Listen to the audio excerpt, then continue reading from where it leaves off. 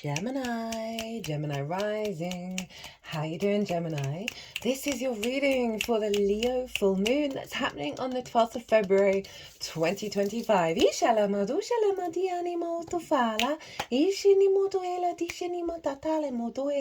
My name's Chloe. I work with card divination, astrology, and I channel multi-dimensional energies through my body, as you just heard, and as you can see, both in the form of physical and vocal light language. And all of this is going to happen throughout the reading. It brings in healing, attunement, and activation codes to the messages that are going to come through in this reading.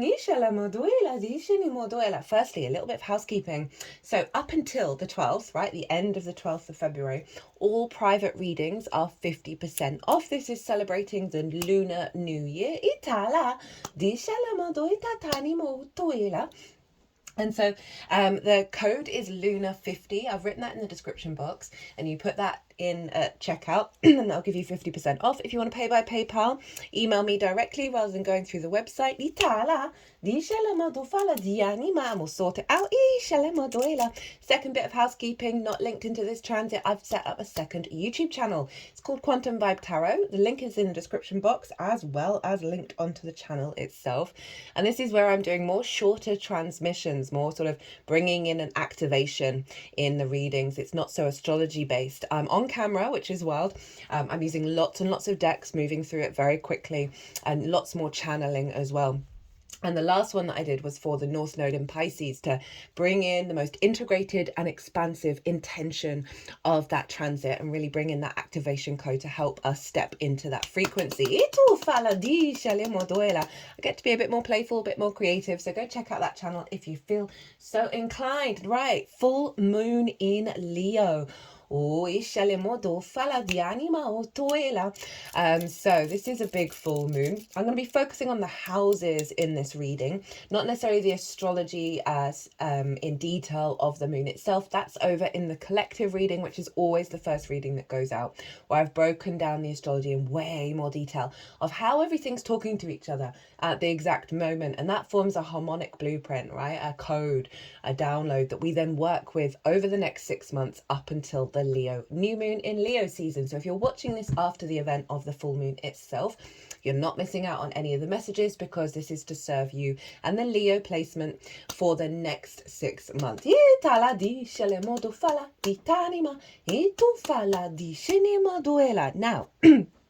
I read for the rising signs. So for those of you who do not have Gemini in the first house, which is the rising sign, look to the house that it does fall in. Look to the themes of that house, and you want to apply those themes along with all the other meaning you've got going on in the sign of Gemini to the messages that come through, because it will be as if that Gemini energy, wherever it falls in your natal chart, has now energetically moved to the first house. So when I talk about the astrology for the rising sign, it will always still link in. You've just got to apply your natal chart Gemini meaning on top of it.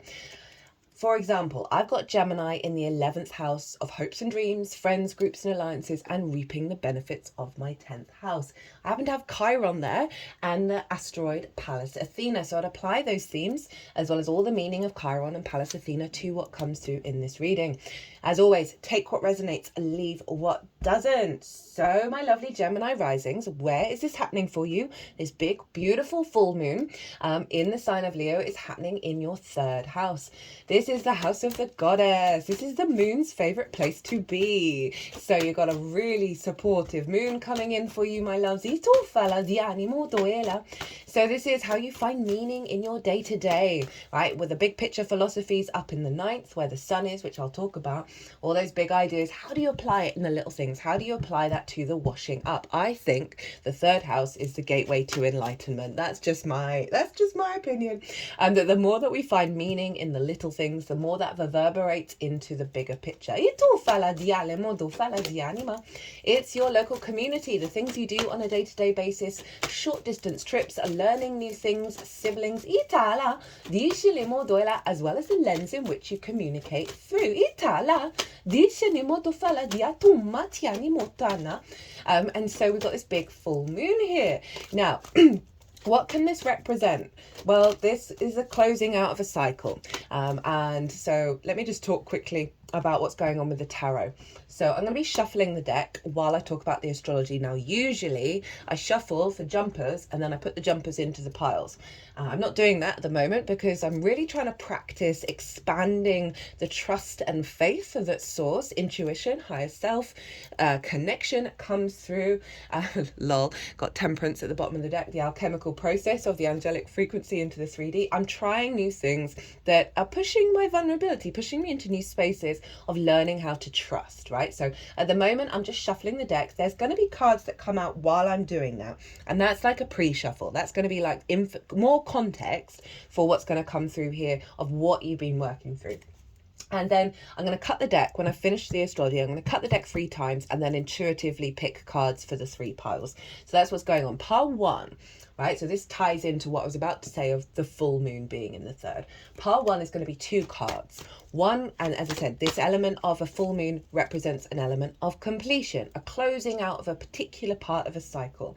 Now, so the first card in pile 1 is going to be what shadow aspect is being let go of, is completed, is done. And the other card is going to be what integration of a more higher expansive energy that you've been working on over the last 6 months is closing out, is completing, and then sort of like embedded within you, right? You're not doing the work on it in the same way that you used to because it's more integrated. Those are 2 sides of the same coin of what a full moon represents. So full moon in the 3rd, right? Heightened intuition around connections of communication, right? Downloads, information coming in, right? A real accentuation of your capacity to receive the signals from your heart, right? Leo rules the heart. Heightened intuition of meeting your own needs and nourishment around your day-to-day. Right, so a real sense of illumination around that sense of meaning. Ita la dishani mo to 5 of cups in reverse as I say that. Ita la dishale mo doela dishani mo toela. As I said, this can let go of some wounds around, you know, it's linked into schools, right? That's why I said learning new things. And we have a lot of wounds from school time. Not, you know, most kids can be pretty brutal, as well as siblings. So any sort of wounds around being seen, being visible. This full moon, I feel like you're letting go of, you're finding a new way of letting your heart. This, by the way, I pulled these oracle cards before starting the whole transit. The oracle reading is always the last reading so far in my practice. And this feels very strongly what I'm talking about, right? We've got some really hardcore stuff that we've been working through and coming to an end with. And then this side of it is like this clear, high vibrational, higher heart activation energy. So the Leo energy can struggle when it's not seen, and the real trick with Leo is acknowledging your own light and not externalizing it. So if there's been some wounds perhaps around how you communicate, you know, wounds from childhood, wounds from siblings around not being visible or not being heard, this moon very much feels like it's going to be helping you let go of a particular cycle of that. Finding more joy and meaning in your day-to-day. Heightened level, as I said, of intuitive heart communication. Ooh,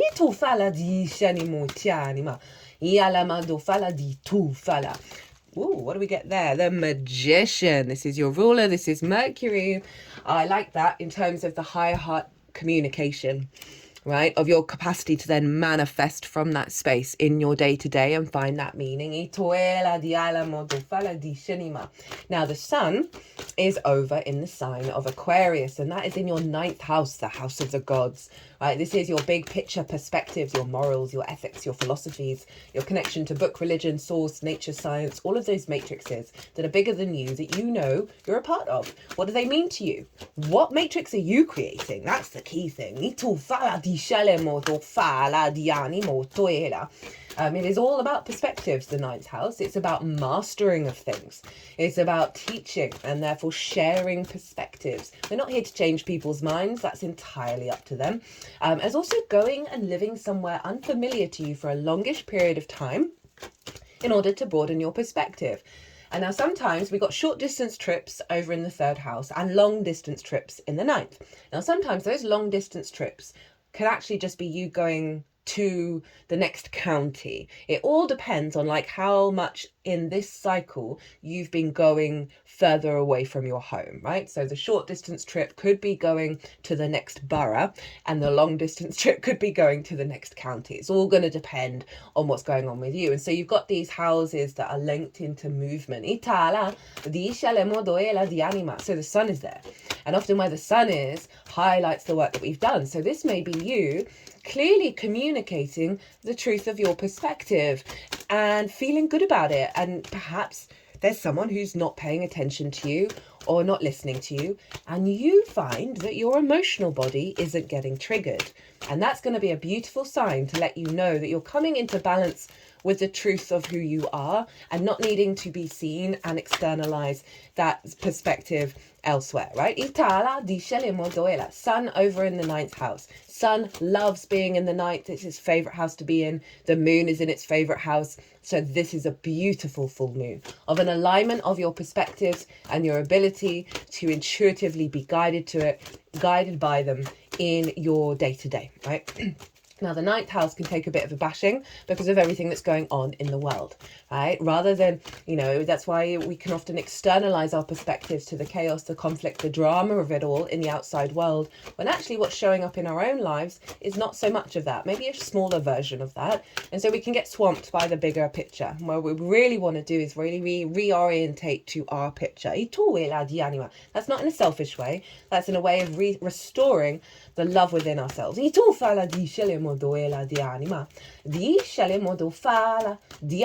I can also see with this full moon getting a lot of downloads that are elevating your perspective and having a clarity around that, right? Perhaps situations, people that you meet in the shop, right? The local shop. 3 of Pentacles came up as I said that, right? Mastery of self that leads to collaboration. So getting downloads from other people to sort of help facilitate the expansion of your perspective and not being shut off from what other people have to say. King of Cups. And that leads me to Juno. So Juno is over in the sign of Scorpio, right? King of Cups energy. Juno represents commitment, your ride or die, right? It just is what it is, right? In terms of this, like there is no questioning what you're being committed to, right? And she's been doing some phenomenal work in the sign of Scorpio, right? That watery energy of the King of Cups. And that's in your 6th house of work, how you work, physical health, routines, the adult in the room, co-workers and therefore collaboration, pets and therefore acts of service. So Juno's moving through there and she's square the sun and the moon at the time of this full moon. And she's helping us recommit to the truth of yourself, right? In the way that you're the adult in the room, letting go of a lot of blockages around that, having a deeper commitment to how you work, how you figure things out, your physical health. But what I feel with this sun moon energy and the energy coming from Juno is that capacity to be in the eye of the storm, be like the King of Cups, harness and understand every emotional experience is something for you to create from, and you're not drowning in that, right? So say there's some heavier energy of not being seen, your emotional body's upset, not being able to connect to your perspectives, communicate in the way that you like to find meaning in the day-to-day. That King of Cups coming up for Juno is very much saying no, we are committing to the power of that King of Cups and our capacity to be solid and firm in tempestuous waters. Just got the Queen of Cups come out as I say that, right? So a real nurturing and nourishment and a sense of serenity of how you engage and communicate with your day-to-day,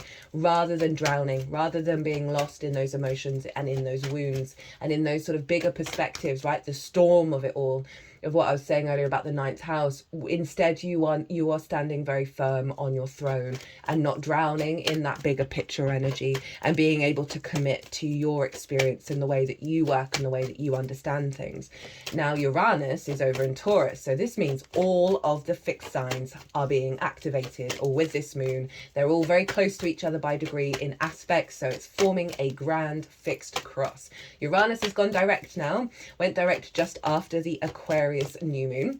And it's over in your 12th house, your hidden house, your house of mysteries, the unconscious spaces, things that go on behind the scenes, the unseen realms.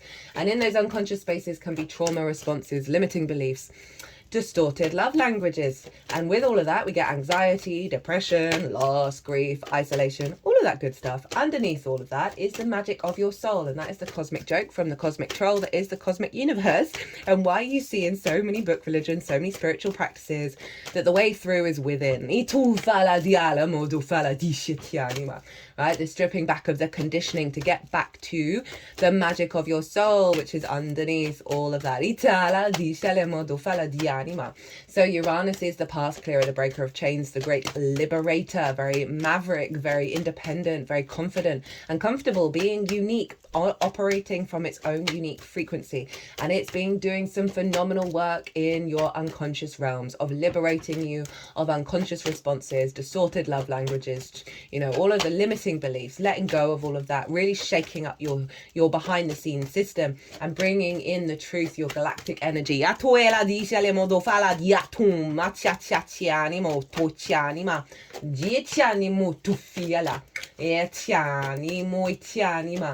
there may be some wounds that have been blocked of you really being confident in the way that you express yourself, right? That Leo energy sometimes can be brash and bold and self-centered because it's not as confident as it thinks it is, right? And that's usually because it wasn't seen at a younger age, right? And so it can take up a lot of space, a lot of room. You know, that ego orientated energy of Leo, but Leo really just wants everyone to understand that it is everyone is a ball of light, right? So I really feel Uranus is going to be helping liberate quite a lot of unconscious responses in the unconscious realms, right? In alignment with Juno's commitment to be the adult in the room and step up to your 3D incarnation. And this is all funneling into the sun and the moon of a truer alignment, 5 of Swords in reverse coming out as that. A truer alignment around your universal truth of perspective in the way that you communicate. And not trying to dominate or subjugate, not the bully in the mind, the victim mentality, which we can then externalize out in the world. It's also bringing the magic up, aligning that with Juno of how you practically put that into being. And all of this is funneling into the moon of this intuitive alignment of an elevation of the way that you communicate and perceive your day-to-day, the meaning in the day-to-day that may have been blocked from, you know, as I said, various different unconscious responses that Uranus is helping bring forward, as well as activate that magic at a higher level. Got that Temperance card again, the alchemical process, right, of you being able to bring your higher perspectives, bring your magic into the way that you communicate from a place of confidence and a place of refinement as well. Now all these 4 signs are being activated, and as I said, it's called hello Leo, first time the strength card's showing up, and it can feel like we're being pulled in lots and lots of different directions. Now, the trick with this is, if you are feeling that, right, each of these 4 houses are all clamoring at you at once, center yourself, soften. If you're feeling dysregulated and overwhelmed, soften, do some breath work, bit of meditation, with the intention of asking these 4 houses, which one should you be in alignment with in this moment, right? And the more that we do that, the more that we practice that, remember this is imprinted for the next up until the Leo new moon, that the more you'll then naturally, when you practice that, you'll naturally be in the flow state that turns this 4 potentially conflict orientated frequency into a generator of energy, right? By not being in conflict, by not resisting. So you've got a real powerhouse of activating a higher perspective in the way that you communicate. Just got the Page of Wands. Fresh new energy in the way that you're expressing yourself, right? Not being jaded by the past, by the conditioning. And you're really going to be able to apply this to the way that you work in the little things, in the day-to-day. And that just feels really strong. It feels really strong and stable. God, what was that? Theresa May with the Conservative government. Oh, sorry for bringing that in, but oh God. But that's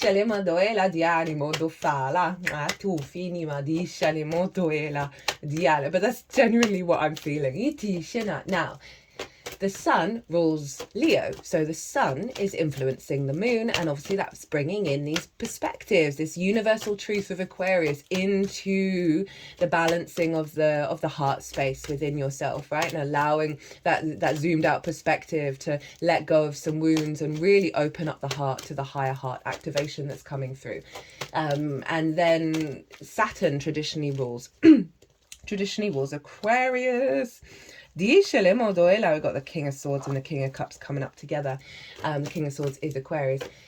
And so Saturn, we've got to look to where Saturn is, because Saturn will be influencing the sun, therefore influencing the moon. And Saturn is over in your 10th house in Pisces, your life path, your career, your visibility, your reputation. So Saturn is making sure, this is a 30-year transit, well, a 30-year cycle that Saturn is doing in the 10th. It's not going to be there for another 30 years.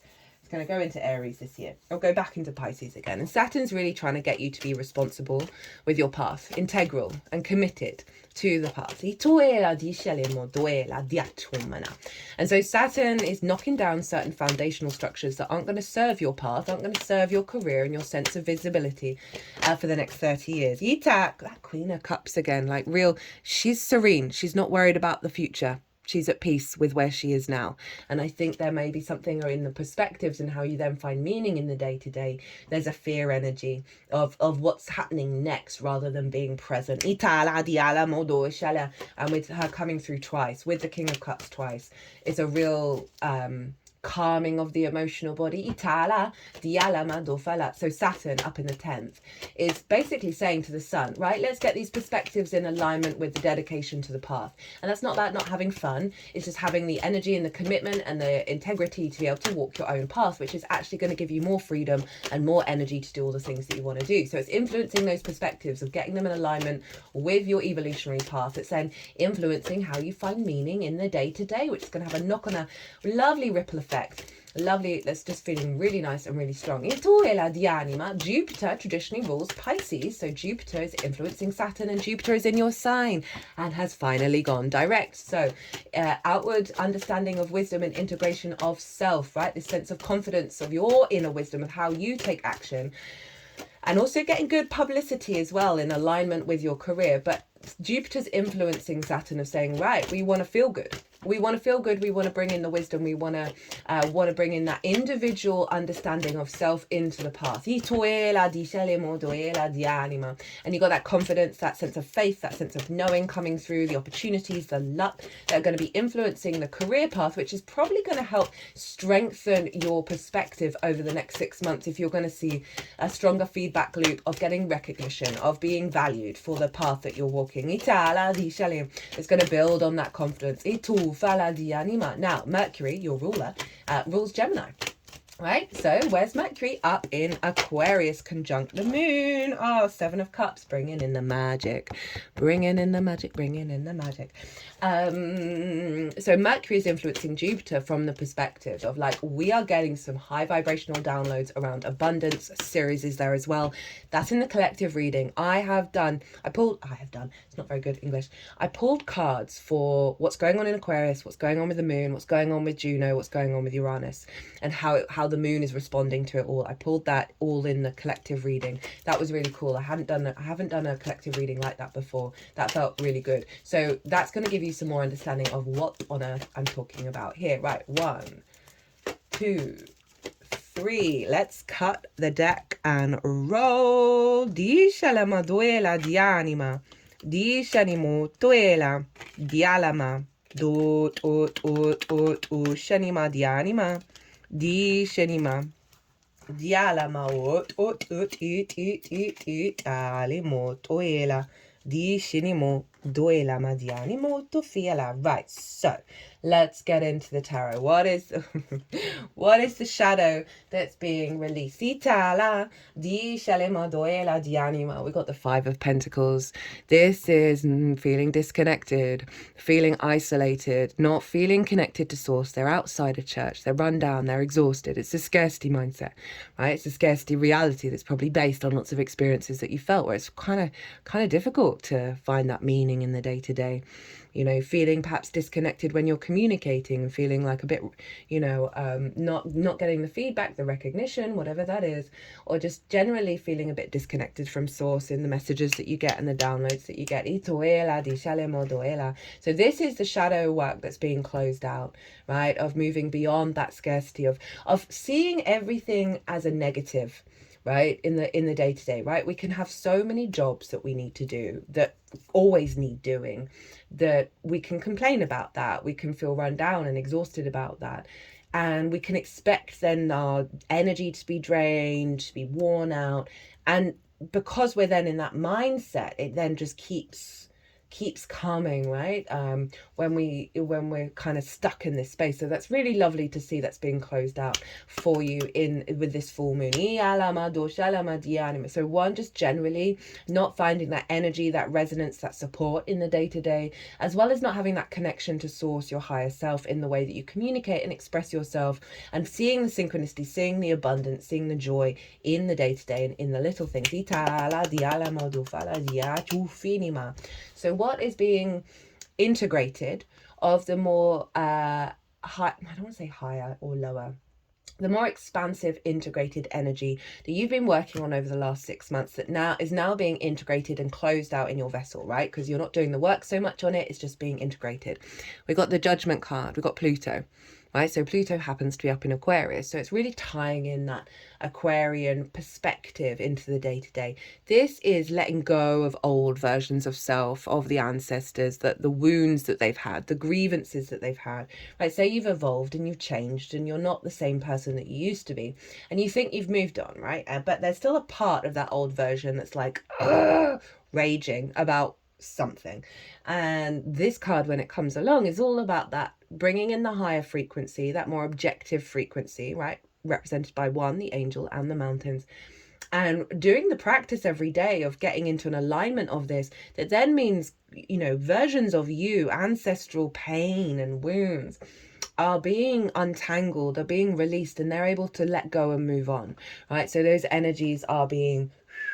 So also good judgment as well, right? This ascension process is allowing you to get that zoom out in the day-to-day and allow your heart to come out, and understand that when you operate from you and not what other people are doing, what other people have said, you come into such a stronger alignment with source. So it really is showing that these are, as I said, two sides of the same coin, of letting go of that scarcity is activating a higher connection to source and this clarity of it.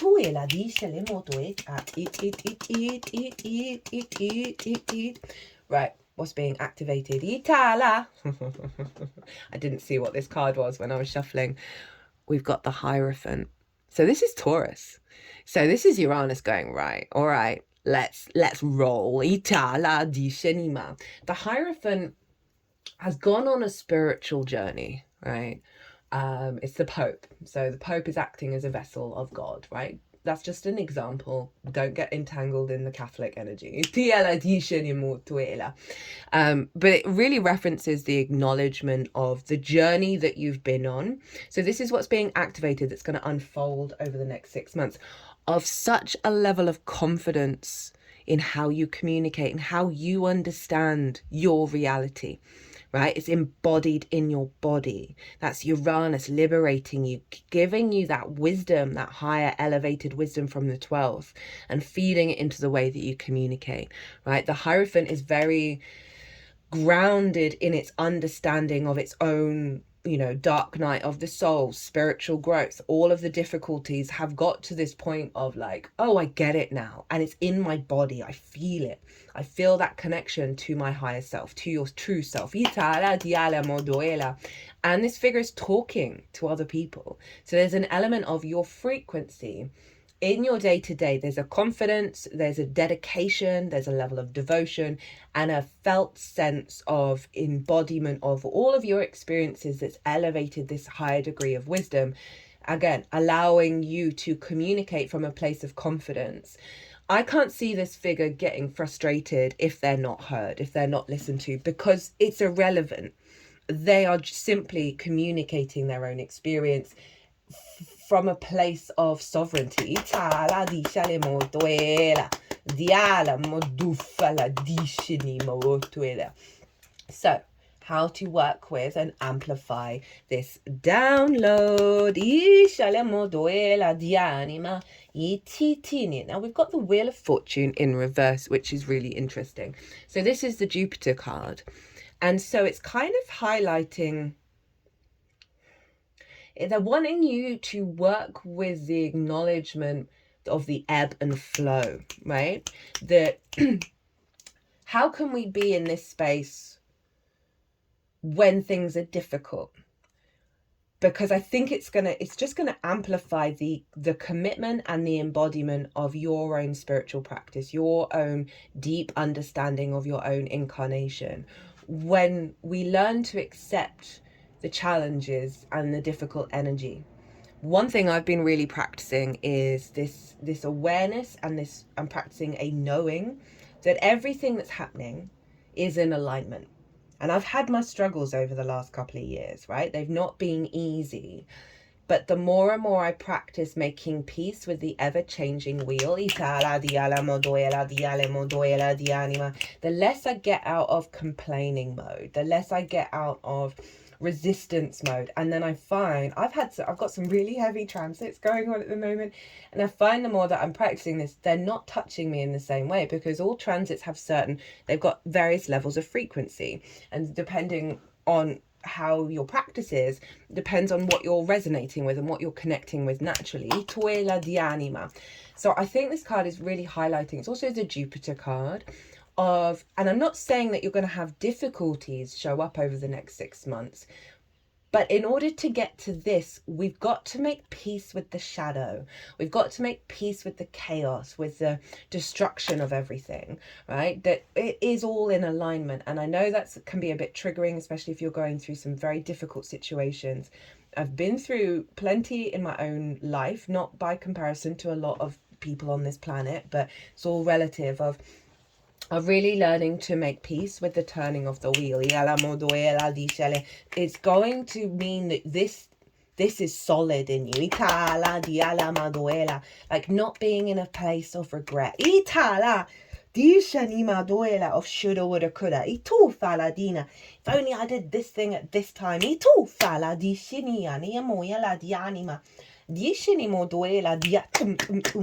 Interesting reading. I really like it. Bit hardcore, but okay. Gemini. Oh, that's reminding me. So, my lovely Geminis, I really recommend the Pisces North Node, Virgo South Node transit, because the Virgo South Node is manifesting and building in your sign. Cancer had that for the last Aries Libra vibe. So you're letting go of a lot of who you think you are, because this is Jupiter, and Jupiter's in the Gemini, in Gemini. And you've got to trust in that process, even if it feels disorientating, even if you feel disconnected from the abundance at certain points during this transit of the nodes. That the wisdom you are going to get by being at peace with that is going to be profound. So I do recommend that transit. It will make this make more sense. The transit you're going through in the sign of Gemini, you're not going to have it for another 18 to 19 years. The level of deep understanding of the Cancer area of the chart has been profound, and now we're moving on to Gemini. But it is it's the South Node manifesting there. It's a real deepening of the self. Right, so from the bottom of the deck, this is the root energy, and this is the crown energy of the download. So the root energy is justice, is inner balance, inner truth, inner sovereignty, being able to objectively and empathetically look at a situation and make good judgment. This is a new soul contract, beyond the Five of Pentacles, beyond the Wheel of Fortune in reverse, is this grounded, stable, I am here in this incarnation and I see the truth of it. This feels like some next level hardcore I want to say mysticism. Itala dianima oyala diale moyala dijale mo toela.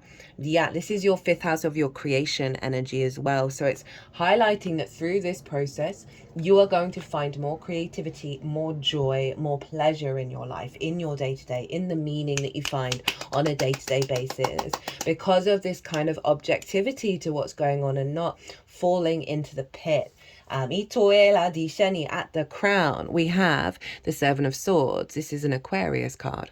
And this figure is stealing away the 5 of Swords, which is conflict, which is the bully in the mind, the victim mentality, bully-victim cycle, often internally, and then we see it externally. And this figure is stealing that away, that high-level conflict, that drama, all of the drama and the pain and the glee at winning, like all of those kind of difficult energies. This figure is stealing that away to the 2 of Swords, which is in fact the moon in Libra. So it's really reorientating you back to abundance, back to joy, back to creativity, back to the feeling good in the 3D world.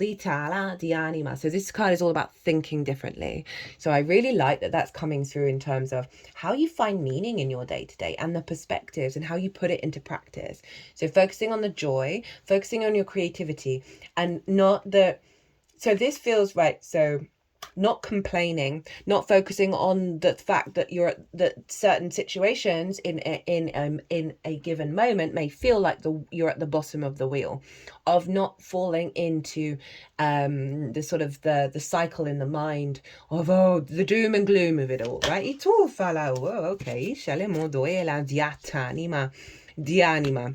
This is calling on a lot of trust. Right, we're getting 2 cards from 2 different oracle decks. The first is the Gateway of Light activation by Carl Gray, because with all these 4 fixed signs being activated, it feels like a massive portal. So we're going to see what portal's being activated for you, my loves. We're also going to get some wisdom.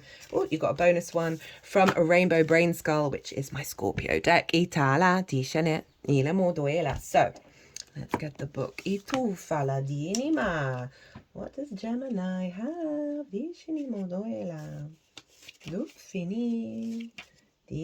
So we have your portal that's being activated.